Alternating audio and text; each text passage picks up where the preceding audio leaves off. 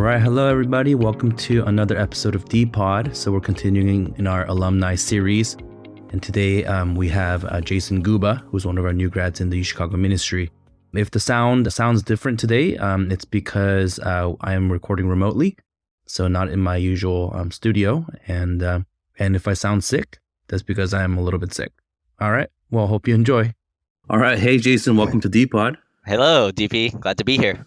Nice. All right. So we are continuing our alum series, and you are an alum. You are an alum of UChicago last time I checked. So here we have you. Dude, yeah, it's crazy. I was telling Matt this past week that it's already been 6 months since we've graduated. I'm like, oh wow, time is going by pretty fast. It's funny because in Jeff B's episode, he was saying how you were recently part of Groove Theory, and I was like, oh, recently? You mean last year? I was listening to that part, and I think he mentioned that was the first time that he met me, and I want to just say that he was wrong. I actually met him at Sunday service. Oh, I see. Yeah, it was actually Noah who introduced me to Jeff because he knew I think Noah knew that I was in Groove Theory, so he just made that connection. Oh, I see. Yeah. So maybe Jeff, in his mind, it's seared in his memory that he knows you through Groove Theory or something like that. So, yeah, that's funny. Yeah, hey, it's good to have you on. Yeah, just, I think people who went through the University of Chicago, obviously like me and none of the staff who helped plant the church, we never went through the education there and things like that. And it's kind of interesting, I think, for our students to hear the faith journeys of people who have a very similar undergrad experience to them. So that's sort of the heart behind these episodes. And so maybe we can just start from the beginning. Well, not like the beginning, but tell us a little bit about what you were like before, And I guess for you, the before is a little longer because you're a little older. Talk about your experience in the Marine Corps. But yeah, let's go back to high school. What were you like there? And tell us about what the high school Jason Guba was like. Oh, man. Okay, so high school Jason Guba. Okay. Yeah, for listeners that don't know me, I graduated this past year.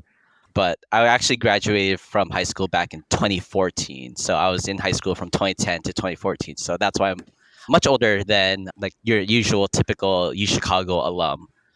But yeah, so I think coming into my freshman year, I had this pretty large Asian group that I would interact with that kind of was like a follow-up from middle school. So a lot of the people from my middle school, they would go on to this high school that was near.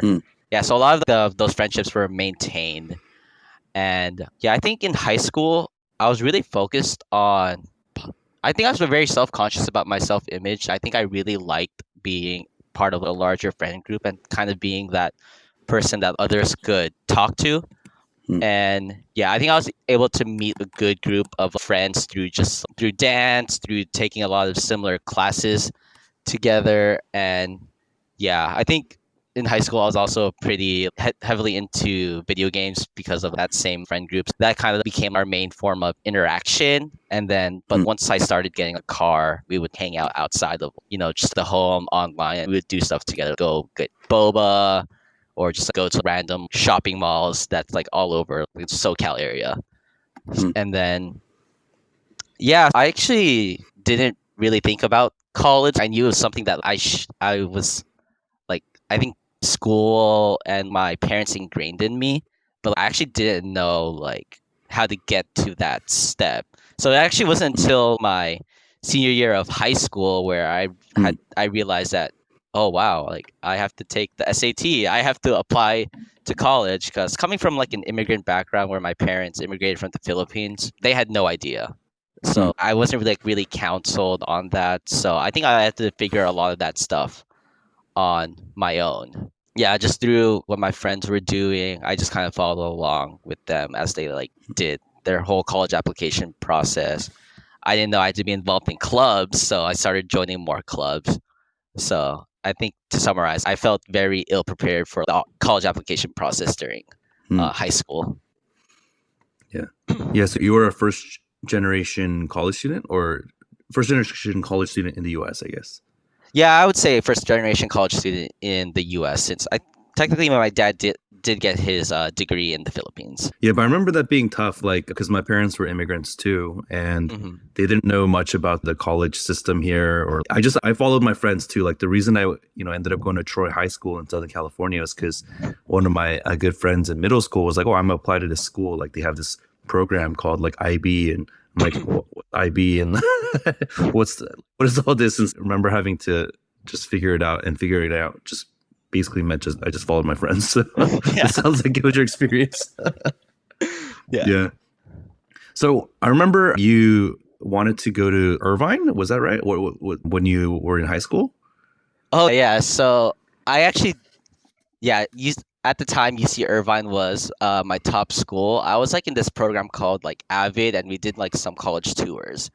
Hmm. Avid is basically, I think, advancement via individual determination. So I think it was mainly targeted towards those like first gen low income students, and part of the time was getting to do like college visits. So I remember I went to UC Irvine. I thought it was like a really nice campus, so I decided to apply. And yeah, I think I ended up only applying to 4 schools that year because finance was also like a big issue because Hmm. of college applications. Yeah. So oh man, I don't even remember the schools. I think it was like UC Irvine, UCSD, UCSB, and I think UC Davis. Just Hmm. yeah, they were all California schools because I didn't want to stay in San Diego. Oh yeah. Nice. So kind of leading out of that time, can you tell us about like the decision to go to the Marine Corps? Obviously, you didn't end up going to college right away. What was behind that decision? Yeah, so during my senior year of high school, yeah, around February, yeah, I remember I was helping volunteering at like this like after school program because there's like a lot of kids who won't get picked up until much later because they have like families that are working. So like it was kind of like a tutoring program. Like we would just be there for the Hmm. kids. And I remember getting a phone call from my sister, and she was crying, she was bawling. I was like, "What's going on? What happened?" And then she told me that my father was diagnosed with cancer. So it was some kind of like throat cancer. And yeah, I just remember during that time, I felt very stunned. Like I didn't know how to process like the news at the time. Like it felt like wow, this is crazy. Something like bad like cancer could happen to like to me and my family because I don't know, as a teen, like you kind of feel like you're indestructible from like Hmm. the world. So like I think reality kind of hit very hard. And so I knew that that was going to affect my future plans to go to college because like we weren't really, like really well off. So Hmm. yeah, a lot of things were like racing in my mind, like having to pay for college, but then also having to pay for like my dad's like medical expenses. I knew it was going to Hmm. take its toll on our family. So yeah, I just remember kind of being very like apathetic, and but then because I really wanted to go to college, pursue my own life, live a life away from my parents. But then objectively, I knew my dad's life was a lot more important than my ambitions. I think I was trying to figure out a way to go to college. And I think part of it was also pride because I didn't want to go to community college. I worked hard in high school. I felt very entitled. I thought I should go to a university. So it wasn't until I learned that my cousin went through the military and then that they pay for college. So that was an option I heavily considered. So I ended up talking to a recruiter after a dentist appointment. And yeah, they connected me with a recruiter at my school. And then that's how I ended up deciding to join the military. Yeah. Yeah. And then your dad's cancer during that time, he was successfully able to battle it, or what happened with that? Yeah, so yeah, thankfully during boot camp, since we had no like communications with like I didn't have like communications with my family only except through like letters. So Hmm. I remember one of the times we had where we would receive mail from just like our loved ones and friends. Like I got a letter from my like oh, who was this letter from? Oh, I think it was either like my mom or like my sister, and I was told that like my dad was like cancer free. So yeah, he Hmm. successfully battled cancer while I was at boot camp. Hmm. Yeah, that's good to hear. So you, because of that whole episode, you ended up signing up to go into the military, and I didn't realize that part of it was because of the that they would pay for college later. So I probably knew at some point, boy, I forgot. It was part of the thing, but that makes sense. And so I have to ask, why the Marine Corps? Oh, why the Marine Corps? Oh, good question. Yeah, so I think part of my decision at the time was, so I remember 2013, 2014, or like around that era, or like I guess early Mhm. 2014, a big thing was like a big like foreign conflict was like ISIS. I remember constantly hearing them like on the news, on the internet, and like my thought process was, oh man, if I'm gonna be deployed to the Middle East, I want to be trained. Hmm. And there's oh, and then the Marine Corps has this culture of being like the best in of like all the military matches, trying to do more with least. Because a common joke in the military is, oh, we get the hand me downs from the army and we make do with it. Yeah, I think just the, I guess you can say the propaganda of just the Marine Corps being very intense, having the longest boot camp, and I just wanted to like, okay, be well prepared if I ever had to like deploy anywhere. So I think that's why I ultimately ended up deciding to join the Marine Corps. Hmm. You're just an intense dude, huh? So that wasn't the Marine Corps that did that to you. You were just like that. No, I don't know. I wouldn't say I'm intense. I was, I think I was just afraid of, oh man, if I Mm. with the potential of like potentially dying in like this occupation, it was just like, oh wow, I want to at least be at least prepared. Yeah, yeah. Wow. Yeah, thanks for sharing that. So let's just briefly talk about your time in the military. I mean, it's a big part of your story, right? Yeah. Tell us what was your, if you had to sum up your time in the military, kind of just help us to understand what you went through there. What would you want to tell people? Oh man. So I think two words that I would use to describe like the military was mental fortitude. I think so. Like I think like going back to like boot camp, like it was very physically demanding. But then I think one thing that really helped me was just kind of realizing how much of a mental game it was from all the like people that were, or all my drill instructors who were constantly yelling at me and just trying to push through my limits, and just kind of learning that I was a lot more capable physically, but it was just like my mind that gave up. So I think just being put through, yeah, just a constant 3 months of like just being like working out, being physically trained, being ingrained with the culture, letting that like individuality like die down for the team. Like I think it required like a lot of mental capacity and just realization that, oh man, like I am I'm like not like there's more to me than just like myself. Like I have like other Mm. like Marines to my left and right that like I have to worry about. And yeah, eventually I think that was eventually like enough to spur me on through the more physically intensive like challenges of like boot camp and like the military. And then eventually like I would just continue to, the challenges would continue like throughout like my military experience, but then like it wouldn't be physical challenges anymore. It Mm. would be more like leadership challenges. Like once as I got promoted, I had to learn how to lead a team, and not having done that like ever, that was something like new that I had to like kind of like overcome, especially once like I became like a sergeant, where like I was in charge of the daily operations of like yeah, just basically my maintenance workshop or maintenance Mm. shops. Yeah, I think one thing that I'm very grateful for the military was just the mental capacity or fortitude to, yeah, just push through. What would you say was the hardest thing that you had to do in your time in the military? Oh man. So um the hardest thing I ever did in the military was the crucible. So for those of you, well, actually, most of the college students probably wouldn't know.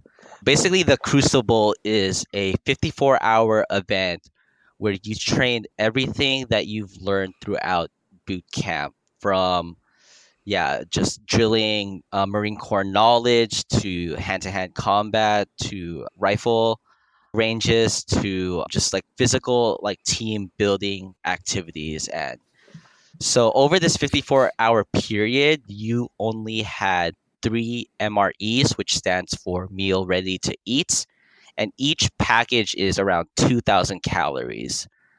And normally for breakfast, lunch, and dinner, we would have one MRE for the day. So we would be eating like, technically, if we had it for one day, we'd be eating 6,000 calories, which is kind of crazy to think about. But those 3,000 those 3 MREs, we had to ration out during those 54-hour periods, on top of having maybe like 3 to 4 hours of sleep a night. And and so and what also made this event hard was, so we were in a military base called Camp Pendleton, which has a lot of like mountainous terrain. I remember like we were driven on like a bus, and then like we had to hike up to the mountains, and then there was like these like huge like metal containers that would like house us, but it was basically just like a hunk of metal. Like there was no insulation. It was like the floor was like very hard. And then I had 2 backpacks. I had my main pack, and then I had a smaller mobility pack. And basically we were like walking up and down those mountains, doing a bunch of team activities for during those whole 54-hour period. And then the culminating event was the hike, which was famously known in the West Coast Marines as the Reaper. And the Reaper is a very steep hike up the mountains, where one thing that was surprising was how windy it was. I thought it was just one ascent up, but it was a very steep hill, and that would culminate in the Marine Corps emblem ceremony, where we would line up in formation, and then our drill instructors would give us the emblem of the Marine Corps, which is the eagle, globe, and anchor. And yeah, I just remember that was a very, even though that was like a very hard moment, it was also kind of like a sweet moment, because we were up in that mountain, the sun was just rising. Oh yeah, we woke up at 2 a.m. to do this hike. And yeah, I just remember being in formation, the sun was rising, and then finally being handed that eagle, globe, and anchor. I was just like, wow. And then being called Marine for the first time, I just remember being, wow, I earned this. All these 13 weeks was like worth it. And yeah, I cried, and a lot of people actually during this moment cry. Yeah, but so yeah, the Crucible was the hardest thing, but it was also like the most rewarding experience. So how important do you think that experience is in the formation of a Marine? What is going through your mind, like your psyche, as you go through that, and then you finish that and you have that ceremony and you're called a Marine and you're given this thing that you've been working for 13 weeks? I don't know, kind of just curious how you process that. Yeah, I think so. One thing that the Marine Corps is really heavily like built upon is like kind of like just like culture of excellence. So actually a lot of the team obstacles that like we did are named after like Medal of Honor recipients. And before each event, we would read basically Medal of Honor plaque of the person and what they did. And basically the training exercise was to reenact what that person did.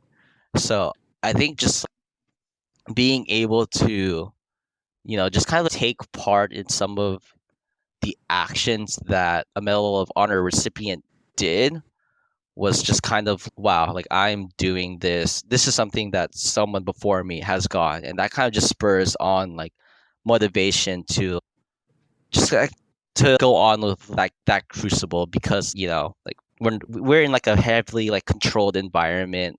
Like it's training, it's not like war. There's not a lot of factors like that like the instructors have to consider.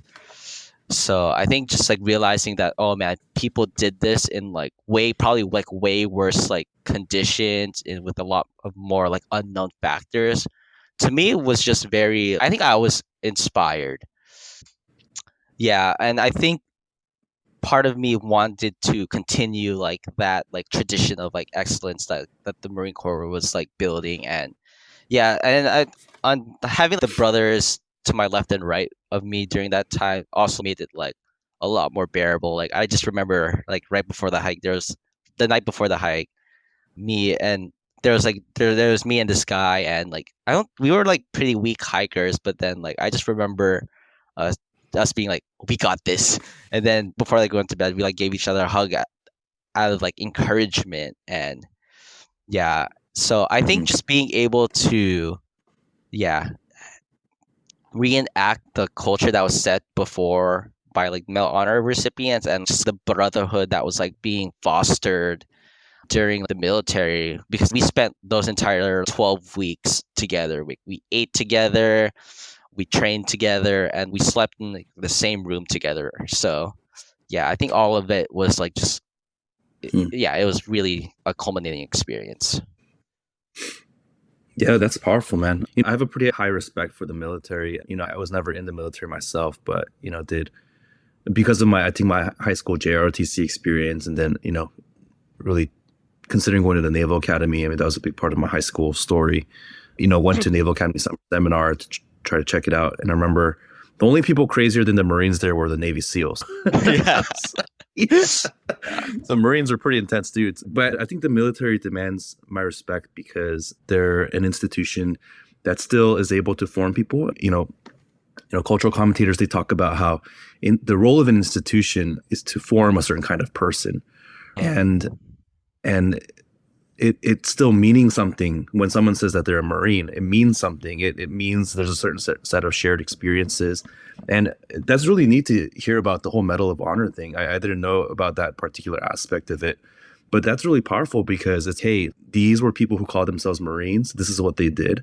This is the best of our people, right? And this is what we're training you to live up to. And it's that sort of, I guess, if we import kind of the Christian idea of, like Hebrews 11, like the hall of faith.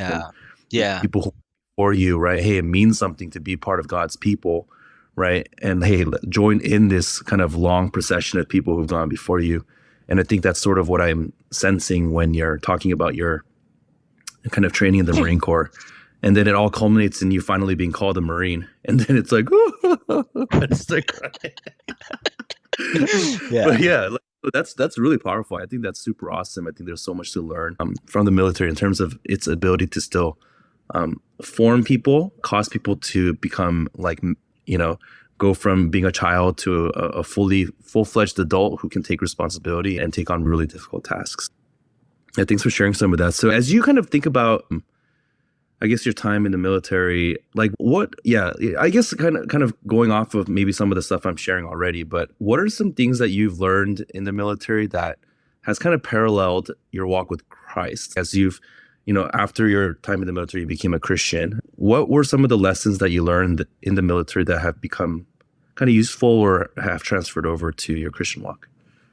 Yeah, I just remember, oh man, I'm like forgetting the passage, but it talks about the body having many members, but the body can't function if we don't have one another, like all the parts, like both like the ear, like the foot, and like the mouth. And that was something that was kind of like paralleled in like military culture, because I remember right before a major like field operation, our commanding officer would come and he would give like a speech of encouragement, and he would address us, and he would, I think, like he would really try to ingrain the idea that we have this one purpose that we need to fulfill. And to fulfill this purpose, even though you might not be the one that's in the front lines executing the mission, there's so many factors. Like there's a lot of factors that go into accomplishing this mission, the support. And he was really trying to ingrain the idea that every member has his purpose. And I think when, going over like passages or sermons and like just really being able to experience like our church, I think that's something that like is like heavily valued, because I know like from like childcare to food logistics to transportation to, and like preparing like the messages and like the content types, there's so many like different roles in our church that are being fulfilled, a lot of like support roles. And like even though like you might not be the one that's like giving like the message or whatever, there's still like this idea of all of these aspects of a Sunday worship service or like a retreat or like a Bible study are coming together for a purpose, whether that's like to like spiritually form like the students and staff or what have you. So I think that was like a neat parallel to see between like my time from the military to just experiencing our church. Yeah, I think that's definitely true. Like nothing can happen in our church without the kind of mass mobilization of many members who are willing to contribute their small piece of it. And somehow at the end of all of that, like God's work gets done. And I could see how the military experience is like that too. Hey, just curious. I mean, this is not a spiritual question, but what's the biggest difference that you see between military life and civilian life? And you can take that however you want, but I'm just curious because you spent how many years total were you there? Just under 5 years, from 2014 to 2019. Yeah. So, you had 5 years of your time as an adult. How would you compare military life to civilian life? Oh man. Yeah, I felt during the military, like I had to learn fast. I had to mature fast because I just remember this story where I was at boot camp and then we were preparing and I did something wrong. There was like this reflective belt that we had and I didn't know how to put it on, so I was like fumbling with it, and then there was like the supervisor that was looking at me. He was just so disappointed, and then he just started like yelling at me, and he was like, "Oh, you're gonna get someone killed in combat." And I was like, "You're right." So I think just like the realization that, oh man, like I might have to like have someone's life like under me. It's okay. Like I have to be like well prepared. I have to learn fast. I have to mature. So I think that was kind of like hard. I think that was like pretty. Whereas I think like in the civilian world, like actually maybe not, because I guess in like the workplace, I guess like you're expected to learn fast and do well. But I don't know. It feels like in the military, like it feels as a civilian, there's more of a buffer. There's like more forgiveness. Whereas in the military, it was just like, oh man, your mistakes have consequences. Yeah, like the stakes aren't as high. Like I talk about when I was at Levi's. At the end of the day, if something goes wrong, like someone's not going to get their pants.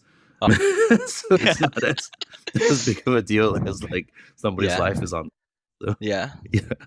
And I guess like another difference that I just like suddenly thought of was just kind of like the different restrictions. After work you can do whatever you want, but like during the military, like depending on how many days you have off, whether it's like a weekend or something we call a 72 or a 96, which is just official terms for a 3-day or 4-day weekend, we have like we call it liberty limits. Basically, liberty means time off work. So like how you spend that before the next work day. You can only go like within a certain radius of like the duty station that you were assigned to. So by duty station, I just mean like the military base. So I guess that was something that was different aside from just having to wake up early in the morning to train. I think one thing I underappreciated was the 1.5 hour lunches that I got. Nice. Do you know what the heart behind the liberty limits is? What's the reasoning for that? I'm actually not too sure. I think they just want you to be like near the military base in case something happens. And I think a big thing in the military was like accountability. Yeah, like one thing that before you would go on a trip, we would have these asking for time off was like a really detailed process. You had to say like where you were going, how many days you're taking off, your emergency contact information. And then there was like another unknown rule, not unknown, but just kind of underground rules were like, all right, who's your accountability? So I think like the liberty limits was just kind of like a way to maybe just kind of like limit like the distance like someone would have to find like you or something. But honestly, I'm not too sure. Yeah. I mean, it makes sense given that the military is a very mission-minded organization, right? Like the military has a specific purpose. and every person serving in the military has a purpose, right? And what we were saying earlier, I think it's related to the whole, you were analogizing it to that 1 Corinthians 12 passage, the body having many members. And it's sort of like that. If you're trying to accomplish something together, then people need to know kind of where you are. And if an emergency comes up, right? I mean, you have to be able to deploy again, even if you're like, I guess you have your liberty time, but you might get deployed at that time too.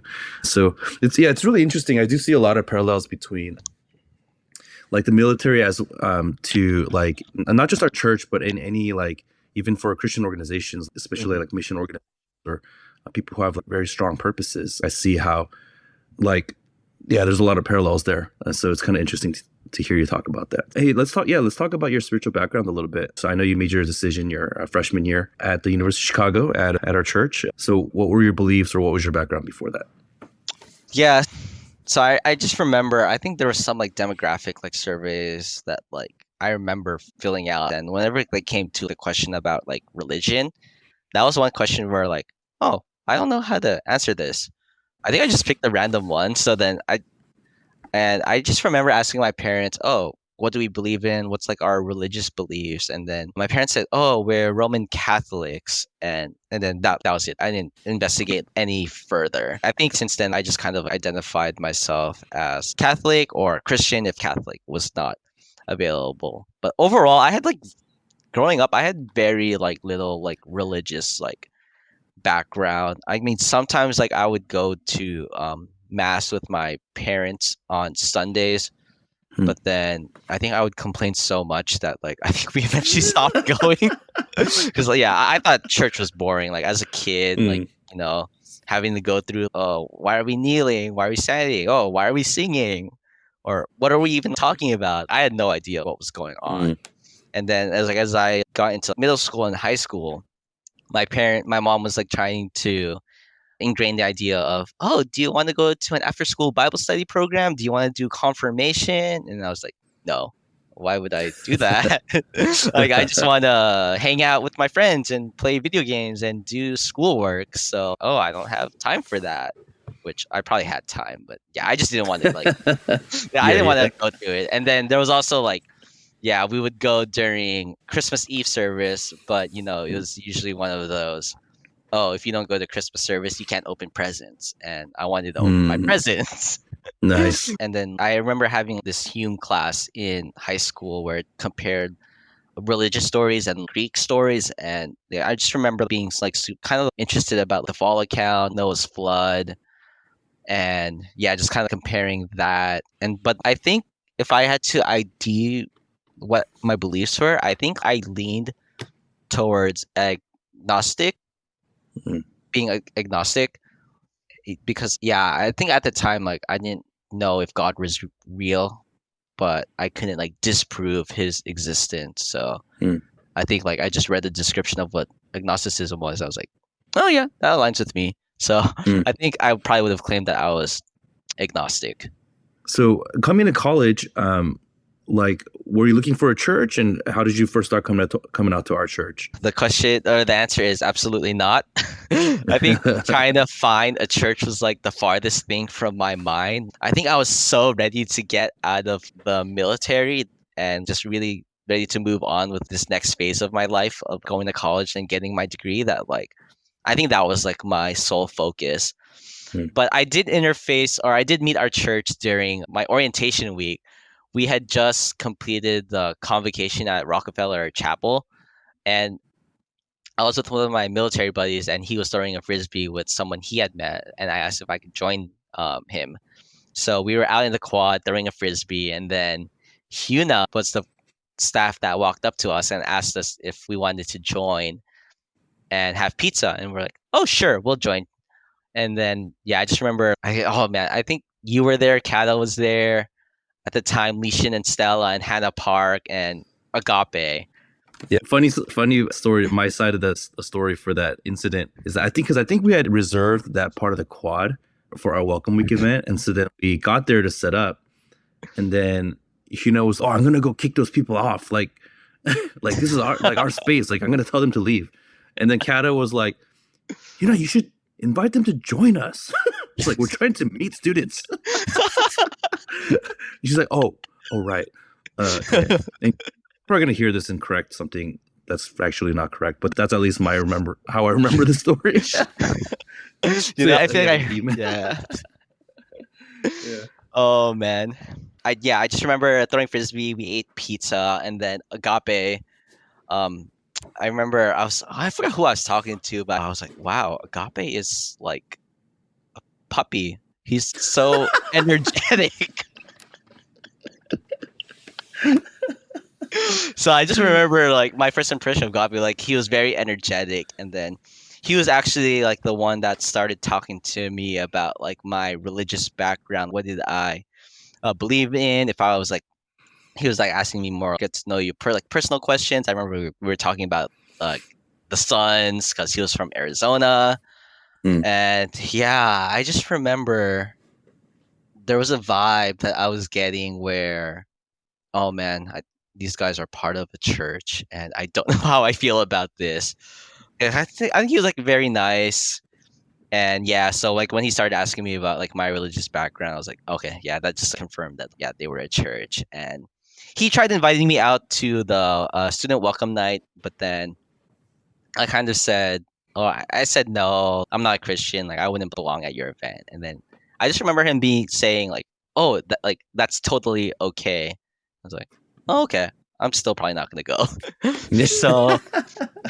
so that was my last time interacting with like you guys until a couple weeks later, where Agape invited me out to a Bible study and laser tag. And actually, I'm not that even for me, like the sequence of events was like starting to get kind of fuzzy, because I think one thing I asked Agape during that time was like, because I think he was challenging me to explore like Christianity and to give it a chance. And I was like, how would I even begin? Should I just begin with Genesis or bring with? But then he said something helpful about starting with the New Testament. And so I think that kind of just sparked some curiosity about like potentially reading the Bible. And yeah, I think I just remember during this time, a lot of old memories were starting to kind of flood back, because during boot camp, that was when I was like introduced to the idea that the Bible speaks truth into our lives, because one of my rack mates at boot camp was trying to ask me about like my religious background, and he was giving me his own personal testimony. And then I had my friend Tyler, who was a devout Christian, and he was like a very good friend of mine in the Marine Corps. And he was someone I really respected. He was physically fit. He was a great leader, good husband, loving father. He had a degree. And I think what he had in his life was something that I wanted to aspire to. And like, I think the one thing that stood out was he claimed that everything that he does, he devotes to God. He wants to give God his all. And yeah, I think this conversation happened because I think we were doing like an initial fitness test. We were just trying to see like where we were at physically. And I just remember him going super all out, running, getting 20 pull-ups, 100 plus crunches, and running 3 miles in under 19 minutes. I'm like, dude, you could have totally relaxed. We're not doing this for score. This is just an initial test. Like, why are you trying so hard? And then that's when he said, like, why would I not give my best to God? Yeah. I remember being personally struck by that and just his conviction of his faith, so that when I eventually went to college during this time, I was like, I started remembering these two, I guess you can call them seeds. And I think that just kind of sparked the curiosity that once Agape extended that invite for laser tag and Bible study, I was like willing to accept it and check it out. What was your impression at that? I guess that was the first event you came to. Yeah. I remember we played laser tag in front of that statue in front of iHouse. Yeah. I think Alex Rodriguez led that event, and that's where I met Vivian. And yeah, I remember laser tag was pretty fun. I got to meet more of students. Yeah, Kevin and Angel. And then I remember, I think Places Berkeley was also helping around that time, because I remember we went back to uni or university where like the single bros used to live. Mm-hmm.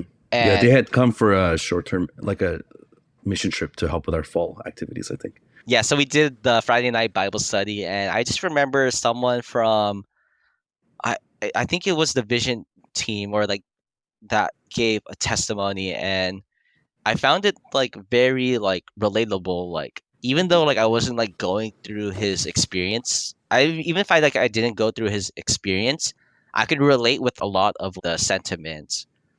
And I think that eventually was what pushed me to finally check out church for the first time. So can you take us through, so from there till you made your decision, kind of what were you experiencing? What helped you on your journey to making that actual decision to follow Jesus, which I believe was like November or something like that of that year? Yeah. Yeah, so after accepting that invitation to go to church, I remember my preconception of church was just shattered. Once I got the address, I started walking, and as I approached the lab schools, I was like, I guess I was like trying to look for church buildings. I guess I'm so used to seeing, like these nice like cathedrals or kind of just a self-isolated building for like mass, that yeah, I had no idea what I was looking for until I ran into our A-frame, and then there was someone that was greeting who directed me into the lab schools. And then, as people greeted me and guided me to like where the church service was, I just remember being in the lab school's band room. And after my initial greetings, like greeting others, saying hi to people, I just remember one of the thoughts that crossed my mind was like, "You can have church in a band room?" And but so I think just realized, and then I think at the time, like, there was like a famous quote from one of the event, not, I think it was the Thor movies. I think like Ragnarok, where, "Oh, Asgardian is a place, not a, it was a people, not a place." I just remember going to church. I was like, "Oh, it's kind of like that, as like that Thor quote. Oh, church is a people, not a place." It's Yeah, interesting. yeah. I just remember, yeah, going to that, and then yeah, I think we were going through Genesis at the time. I remember you taking off your ring and throwing it, a fake ring. Just Wait, was that your first service? I don't think that was my first service, but it was like Oh, one of the okay, more okay. memorable Oh, I services, see. like later on. And Yeah, but yeah. yeah, as we were going through the content of what sin was, like who Jesus was, and like exhorting us to check out Christianity, and yeah, just seeing and reflecting on like my own sinfulness and brokenness, like I think that spurred me to continuing to be involved with our church. And there was also another emotional or personal aspect where, yeah, even though I was so gung ho about going to UChicago, there was an aspect where I actually felt very lonely. And I had just left my support network and job security back in California, and after leaving the military. So, yeah, coming to college, like I had I was basically starting like a new life, like new chapter. So I didn't have any connections, and it was kind of hard to meet students because I wasn't placed in a dorm, which we're supposed to stay in for 2 years. So I was in an off-campus apartment with myself and a roommate. And yeah, I was just basically a commuter student. I would just go to and from classes. I would study. So it was hard to connect with others and build friends. I just remember our church being kind of like a highlight at that point where, oh wow, this is a place where like I can meet people. So there was like that social aspect that drew me in.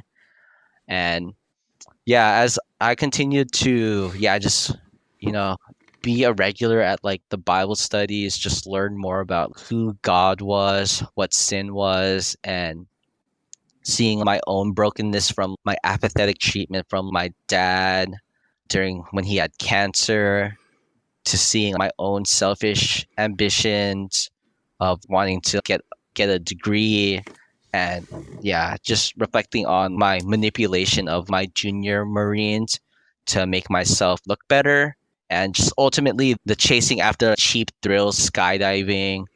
That wow, like these cheap thrills like ultimately don't satisfy because it just feels like my entire life I've been like trying to like put up this like image, and like I think I was kind of like tired and weary of that, and ultimately like I think that's, and then as I struggled with the loneliness, I remember I was like reading through like Matthew, and there was like the Great Commission, Matthew 28:18 to 20, and the at the time the Great Commission didn't really stand out about making disciples, but what did stand out was, and behold, I am with you always to the end of the age. So I think during this time where I was struggling with loneliness, there was the idea of wow, having someone that knows me that I can go to. That was kind of like comforting.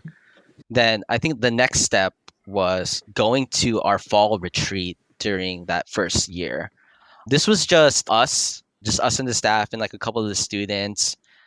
And yeah, this was like the one retreat. I remember we were walking on the lake, and then you were telling me about like your ROTC or junior ROTC experience. And I remember doing an exercise called the River of Life, and there were like various aspects, the bends and turns, the whirlpools, and what you're like looking forward to. I forgot what that was represented by, but I just remember the first time, like when I was like going over the whirlpools of my life, that was when I began talking about my father's cancer.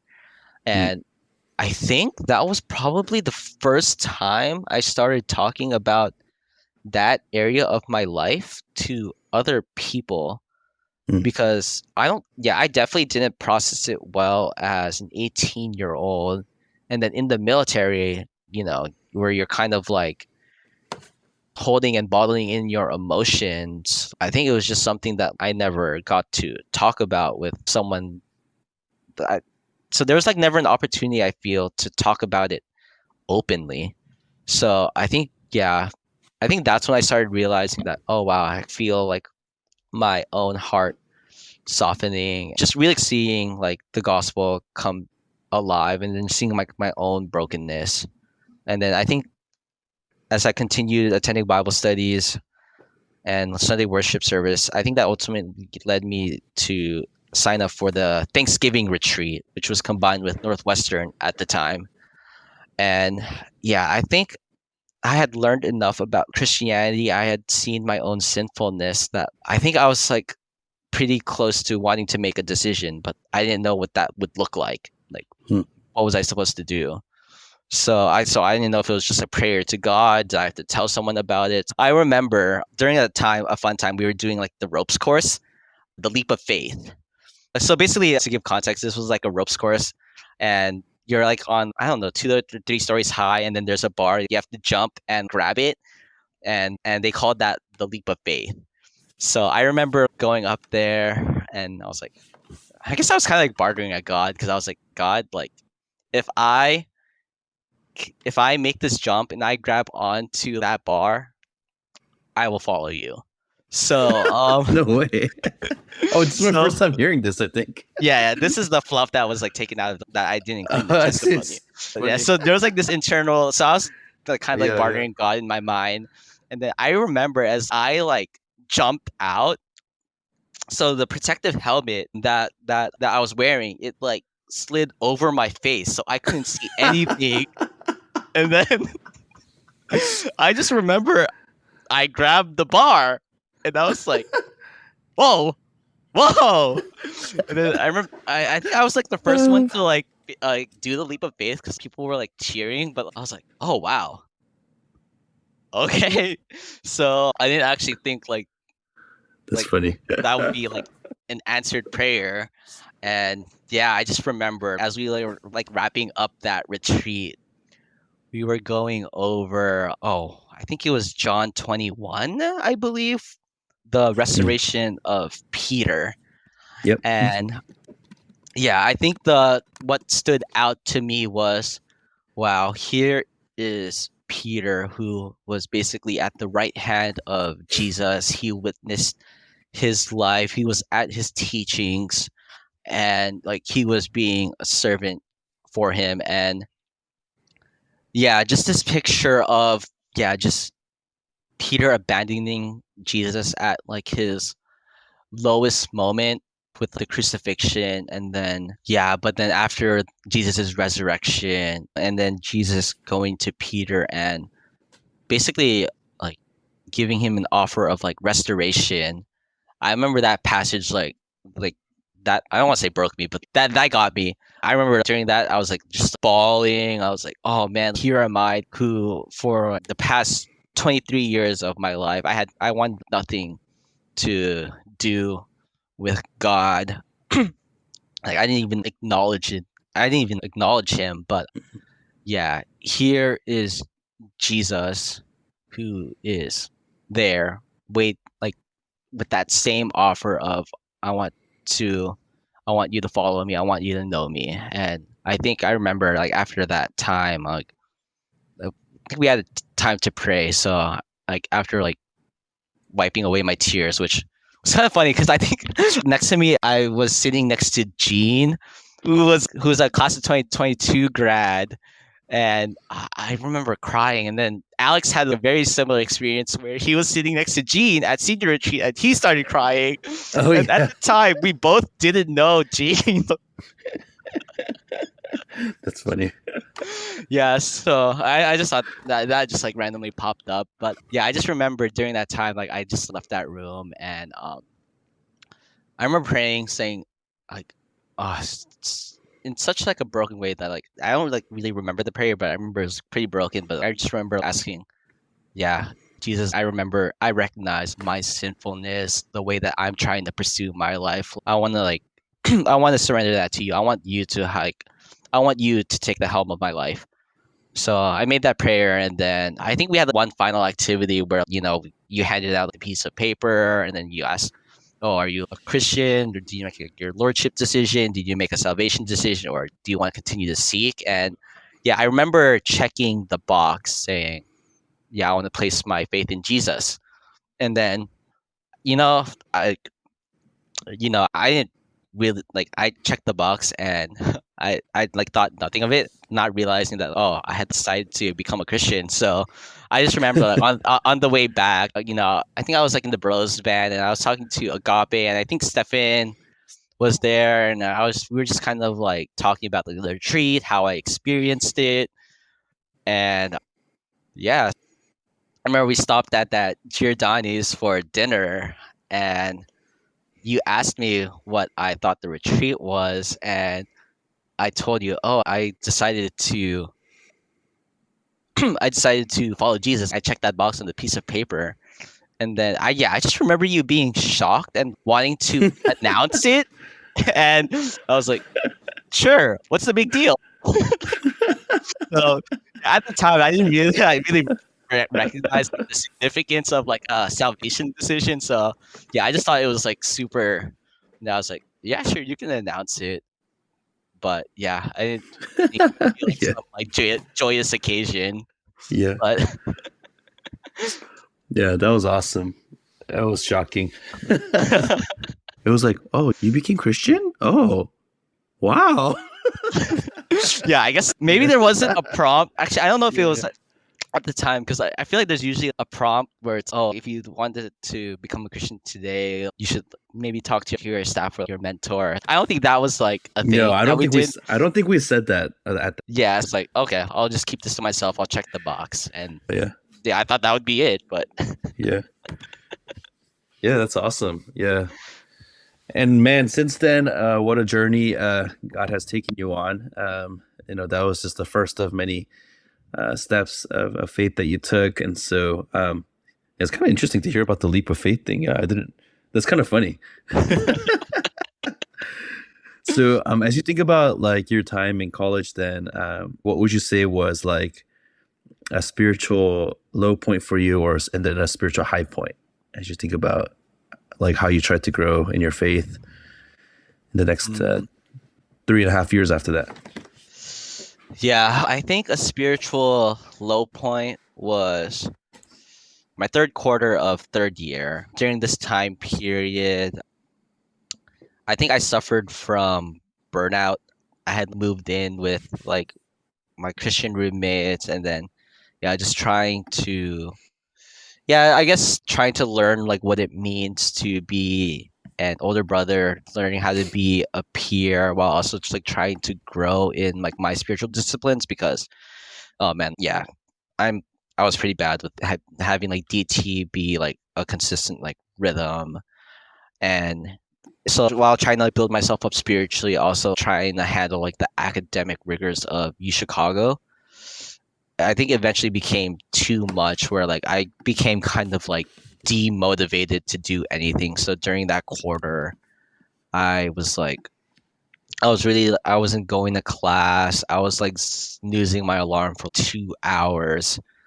And yeah, looking back, like man, I probably should have asked for help during that time, but then I reaped the consequences and I ended up failing two major classes during that quarter. Yeah, so I got an F in algorithms, I got a D in programming languages, and I was just like, and the funny thing was like, I wasn't even surprised. I was like expecting it. It didn't come off as a shocker, but then I think that realization, seeing that result, it was like, wow, something needs to change. And yeah, I just remember that being very difficult, but at the same time, what followed after was just kind of like, I think it was a nice, like, hard reset, like being able to go to SLT. Because I think one thing that I was like kind of thinking about was like, wow, like we're, I guess in my mind, I understand that, wow, we're supposed to see people as lost souls that needed to be saved. And that was something that I didn't feel emotionally until I went to SLT, where I got to interface with the youth and just kind of seeing their lives in New York. And yeah, just kind of growing in my conviction of, yeah, God's heart of just like wanting people to be saved. And yeah, I think there was like just a very sweet moment where, yeah, I think during SLT, I volunteered to give like a happiness is like message. No, what's happiness is? It was some kind of like happiness is talk for one of the youth night events that we got to host at one of the churches in New York. And yeah, I just remember after that time, we were talking to a group of students, and then there was this girl who was like, who really enjoyed the event. This was like the first time she heard the gospel being preached in English because she would attend services with her parents, but those services would be in Spanish. Yeah, I think it was cool being able to go through like the gospel bridge illustration and like seeing her resonate with it. And yeah, I just remember her kind of just talking about how, yeah, she wants to take like her faith like more seriously, but she feels she can't because, oh man, I feel like I have to be like this perfect person before God. Like I have to pray, I have to go to service. But then, yeah, just kind of like reaffirming that we don't have salvation through our works, but through our own personal decision to have a relationship with Jesus. But yeah, I think it was cool being able to clarify that for her and kind of see her light up when she heard that. I think that was kind of a spiritual high moment of just, yeah, just the SLT experience in college. Yeah. Yes. It's kind of neat how maybe the spiritual low point in your life, maybe led into that spiritual high point of the summer and kind of maybe prepared your heart for that. As you think about the low point that you were sharing about, like with the burnout that you experienced, lack of motivation, all of this, is there something that you could have done differently? Or what would you have done differently, if anything? Maybe there was nothing that could have prevented it. Maybe it was just a necessary part in your story. But like, how have you processed that? Yeah, so I think kind of looking back at that time, I think a lot of it was probably pride. I think some of the old habits in the military of trying to keep my emotions in, not wanting to be seen weak in front of like others and asking others for help. I think as I like transitioned out of like post grad, this is a lesson that like I am learning and like finding out about myself. So yeah, I guess like during that time I wish that like I like would have talked to someone about it, whether it was like my peers or like a staff leader during that time. But yeah, to me, it kind of felt like who my leader was. It felt kind of unclear now that I think about it. Like I didn't know who was like Mm. actually like leading us. So yeah, I think just wanting to have someone to talk to probably could have been like very like beneficial for me. Yeah, that's good to hear. It's kind of interesting that you say you don't know who your leader was and at church, and that's partially probably by design because I think in Chicago church we've been trying to have a model um, where it's not, because sometimes in other churches or like in even the context that I grew up in college ministry, like you have a particular leader who is your shepherd, and ultimately we do have that in our structure. Mm-hmm. But I think we try to design it in such a way that every person has multiple staff that they feel like they can go to. Yeah. So, but maybe the downside to that is, who am I supposed to talk to? Yeah. So I guess for the students listening, you can talk to whichever staff you feel closest or you feel comfortable talking to, because they're all available to you. So that's the heart behind it. Yeah. Let's just talk about post-grad life, and maybe that'll be the last topic here for today. Yeah, so obviously you went through our ministry as an undergrad, and you graduated about 6 months ago, and you're working man now. So could you tell us a little bit about like your thought process in terms of like why you wanted to continue to stay around in Chicago, continue to serve at our church? Because not everyone does that, nor do we expect everyone to, right? There's plenty of people we've ministered to here in Chicago who have moved on and gone to grad school, gone to jobs, and we're thankful for the ways that we got to intersect with them. But then some subset of people like yourself choose to stay around or get a job around here, and then now you're serving as sort of a new grad and getting plugged into our post-grad ministry. So tell us, like, what were some of your thought processes for that? So I think one thing that I alluded to back about my military experience was probably the sense of purpose that the military gives. Yeah, there's this mission. So I think as I went through undergrad, as as I got to be a student being ministered to by the staff in church, I think that identity, or like that question of what is my purpose going to be, what is my life purpose going to be about, that was a question that had to be answered. And I think as I experienced various things from what I've learned through our Bible studies, through church, and what I've experienced at SLT Vision, even going on foreign missions, I think a conviction was growing in me that, okay, my great purpose, my purpose is supposed to be the Great Commission, like making disciples of like all nations, baptizing them in the name of the Father, of the Son, and of the Holy Spirit, and teaching them to observe all that Jesus commanded. And I think part of me, there was a sense that I had to be like this perfect Christian to do this mission. So I think that was one thing that held me back from wanting to completely commit to staying with our church.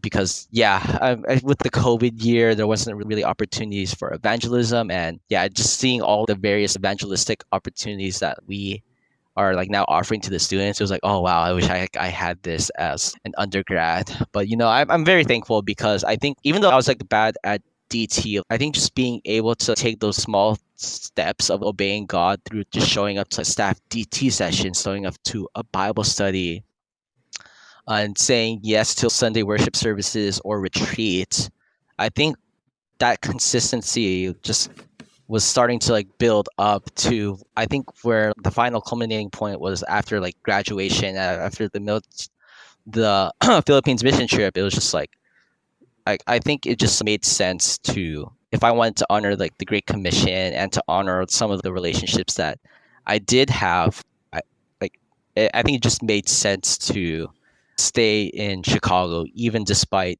facing an unemployment period. Because I could have easily have gotten back to San Diego, because we do have a church there, a Wave College Church. But I don't have the same like relationships that I have in San Diego, aside maybe from Jeff B, that I do have in Chicago. Yeah, I think like wanting to obey like the Great Commission, wanting to trust in God with this next step of my life, and to just really like work alongside the mentors that working alongside the mentors that mentored me. I think that just pushed me to I just wanted to stay in Chicago, and I also didn't want to leave Matt alone. Yeah. No, I appreciate that, man. And in some ways, I appreciate how that's not a simple decision. It's never been a simple decision, I guess, but especially because, like the peer classes that come out of University of Chicago ministry, they're not huge. And I mean, we had, your class, actually, we ministered to a good number of guys, but then we knew that most of them, like were doing grad school and things like that. And so they're moving on. And so it sort of came down to you and Matt kind of trying to figure out what your futures are going to be. And Matt's like from Chicago, so he's going to be around. Yeah, but no, I'm thankful, man. I'm thankful that you're here. I'm thankful that you're like in some ways reunited with Stefan and Vivian and the H sisters. And you guys are like our kind of youth cohort right now, trying to figure out different youth opportunities for us here. And so it's really exciting to see the things that you guys are doing. I saw pictures from the Hope City event that you guys did this past week. So that was really neat. So as you think about post-grad life, what's been like, what's something you've enjoyed about post-grad life? And then what's something that's been unexpected about post-grad life so far? I guess I'm thinking particularly about kind of as it pertains to being a post-grad in our ministry. Yeah, so I'm going to start with what was unexpected, because that kind of leads into what I enjoyed. Because one thing that I was like very unexpected was I thought I would miss my like independence, or like my time to like for myself to, I don't know, build up my own skills or wanting to do hobbies. But it was kind of strange, because I just remember during that unemployment period, there was like this random Tuesday night where there was like nothing going on. And I was like, wow, this is strange. I'm not meeting with anybody, like, because the students haven't come back yet. So like we were just like preparing for that. So I just remember coming back from Greenwood, because we were working from home there, and I was still job searching. So I went back to Greenwood, and Matt I think he had like plans with like his dad or like a friend, so he wasn't around. And then some of the international guys, I think they had like a meeting. So like I was by myself in like our old single bros apartment in 51st Street, and I was like, wow, this is very strange, and this kind of sucks. Wow, I feel so alone right now. I should have made plans or something. But then, oh man, was I thankful for Agape and Josh, because they called me asking what I was like doing. I was like, I was like on my way to Taco Bell, because I was like, I didn't make like any dinner plans. I hadn't gone like grocery shopping, so I was gonna get like a quick dinner. But then, it was nice, because like after Agape and Josh picked me up, and we got to just go back to our place, play board games, and eat dinner. So I thought that was like a very sweet moment. And I think that leads to what I really enjoy about like post-grad life, because like in a way sometimes like it kind of like really doesn't feel this might be strange, but it kind of doesn't feel different from what I experience as like a student, other than the fact that I feel like I'm interfacing in the lives with a lot more staff. So like, I feel like in the day to day, like I'm constantly seeing like people from like our church. So I think that's one thing that I've really grown to enjoy from just being able to do DTs with the single bros at our place, to just our various DT groups with our own college team. Like I think I've really just enjoyed being able to just rub lives with you guys a lot more. Yeah, and it's been neat having you on the other side, having you guys join some of the staff meetings and things like that. So it's been fun for me. What would you say, so as you think about your UChicago experience, and as you think about the students that are in our ministry now, what would be a word of encouragement that you would want to give to the UChicago student? I think to really grow in, yeah, just your walk in your faith and your walk with Jesus, I think it really does begin with the simple yeses. Hmm. Like, yeah, I think just saying yes to, okay, I will attend like this DT session, I will go to this Bible study. If you're around for the holidays or like some kind of like break, I will say yes to, yeah, just going into this trip. And yeah, it doesn't have to be like this grand like act of like devotion to God, but it can just, yeah, just be something simple to help, something simple that you can do that will eventually like build up. Because for one example, one thing that comes into mind is, yeah, as a student, like it was hard to really prioritize DT, but I did try to prioritize the DT times with the staff, whether it was like with you or Agape or Stefan.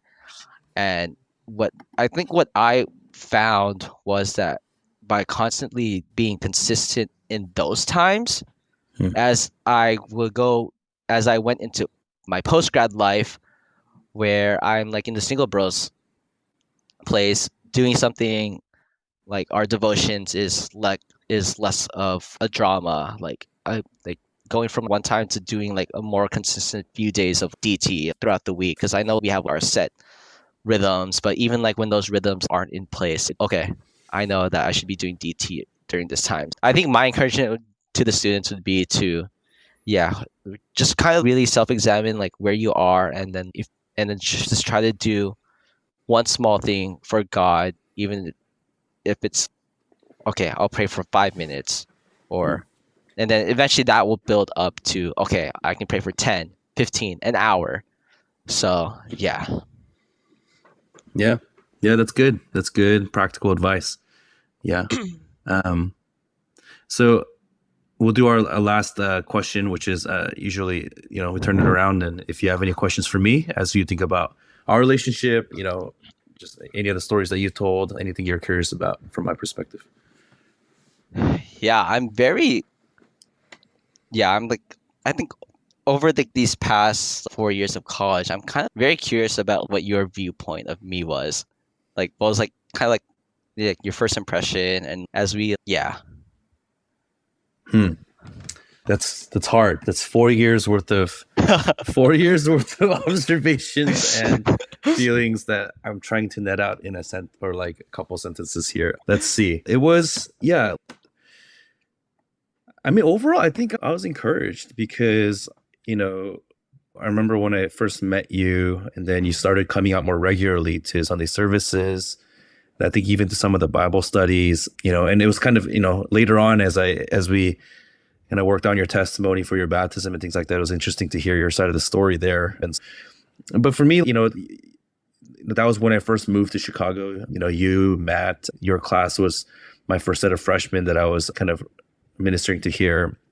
And so you guys always felt significant in that way to me. But I saw you steadily making progress. So I think I was encouraged. I think you came in not Christian. And then, yeah, like a couple months in, you were ready to make that decision to become Christian. Right. And then I think in the winter quarter, that's when we were doing Course 101 together. Yeah. Right. You, Matt, and then a couple more guys. And we would meet at what is now like a ramen shop, I heard, at the South Dorm. Really? It's a ramen shop now? Or I heard they have a ramen shop there now. Yeah. But that Oh, little interesting. market, we would grab a little table there, and because a couple of the guys were living at South at the time. Uh, Yeah. Like it was like for me, I was adjusting to a lot at that time. I was mhm. adjusting to, obviously being in a new city, being in a new role. I didn't know the 2015 bros all that well. So I was kind of working through things with them and trying to figure out how to work with them and kind of meet their needs as their mentor. And I think amidst all of that, it was nice to have a group of students that I was meeting with weekly to share the gospel with them. And then there were a lot of times where, and this is just ministry, but a lot of times where I felt really uncertain about like what the next thing was, especially during the times, that you cited your junior year when you were kind of experiencing burnout. Because, as if you've known someone for a few years, you can kind of tell when people are sort of getting tired, or, oh man, there's a man, like first couple years, like, I sense Jason's on fire and he's so excited. And then, there's a period where you sense that excitement, like maybe all the behavior is still there. maybe you're still coming to everything, but then there's this intuitive sense sometimes that, oh man, I feel like their love for Jesus, their love for God, their love for God's people is sort of waning, right? And when you feel that, there's a lot of times, I mean, you detect it and you're not sure exactly what to do, right? And so I remember feeling those ways, and I remember praying for you and, and for others in our ministry too. And then hoping that, the next thing, like whether that's, because I often think that in those times, sometimes what we need is like these high impact liminal experiences that we talk about sometimes, right? Like you need a retreat, or you need like just even a bros getaway. Like sometimes we'll do stuff like that, right? I remember we went like in the middle of COVID, we like just took whoever was around, we went paintballing, right? And maybe we shouldn't have done that because it was in the height of COVID, but we had fun together, and that was one of my formative memories with you guys. And so we just try whatever we can, and then hopefully something lands, something sticks. And so overall, I don't know, I feel very thankful because it's sort of, no one's spiritual journey is linear. It's sort of, I mean, that's a very rare person where it's just like constant growth all the way, right? Everyone goes through these hills and valley times. And I think what really makes or breaks people is whether they're able to hold on, and kind of related to your advice that you gave, right? And I'm sure that's maybe related to your experience, but, just saying yes and showing up. And as you show up, what happens is that you give room or a context for the Holy Spirit to actually work in your life. And the more you make yourself available to the Holy Spirit like that, the more chance there is that God can like continue to do something in your heart. So anyways, I've seen that play out for you in that way. Overall, I'm very grateful that you're, around and serving and trying to love Jesus and people around you. All right, man. Well, thanks for making time, dude. And these recordings always end up being way longer than I think, and we cover way less ground than I think. So we have a bunch of questions again that we didn't get to. So maybe we'll have a part 2. Nice. All right, man. Well, I hope you guys enjoyed that conversation, and Merry Christmas to all of you. And on Christmas Day, we'll be dropping a special episode from our various Voyage members. So looking forward to that. And otherwise, since the beginning of winter quarter is sort of a busy period, might not be able to produce episodes until the middle of January. Okay, but we'll see you then.